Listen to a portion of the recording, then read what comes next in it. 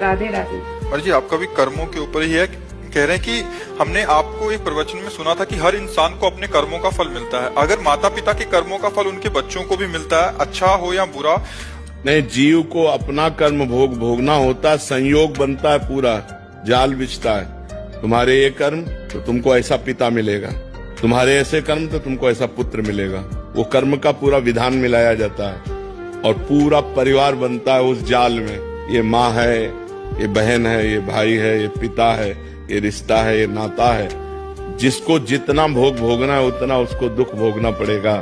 कर्म सबके उसमें मिलित होते हैं, तभी वो आकर उनका पुत्र बनता है, तभी उनकी माँ बनती, तभी उनका पिता बनता है। ऐसा नहीं कि केवल एक व्यक्ति का कर्म पूरे परिवार को दुख दे रहा है, नहीं, उसके भी कर्म उसमें जुड़े हुए हैं। पिता का पाप कर्म ऐसे पापी पुत्र को जन्म देगा जो जन्म से लेकर के मरण तक उसको नाना प्रकार के दुख ही दुख देगा। पिता का पुण्य कर्म ऐसे पुण्यात्मा पुत्र को जन्म देगा जिसको बचपन से देखते हुए जवानी तक, मरते समय तक हृदय शीतल रहेगा। सब कर्मों का जाल बिछा हुआ है उसी में। अब हम जा रहे हैं, हमारा कोई दुश्मन नहीं, लेकिन जरा सा धक्का लगा जब झगड़ा शुरू, तो वो जो धक्का लगा कांधे को हमारे कर्म ने किया, पूर्व के कर्म ने ऐसे धक्का लगवा दिया और उसने बुराई कर दी, क्योंकि उसके द्वारा पिटना था, इसलिए ऐसा संयोग बन गया।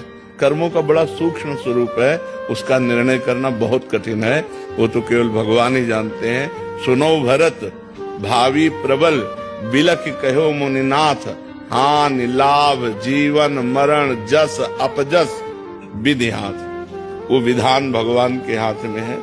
जब जहां जीव का जैसा कर्म होता है उसको भोगना पड़ता है, और वो एक कर्म के साथ बहुत से कर्म जुड़े हुए होते हैं।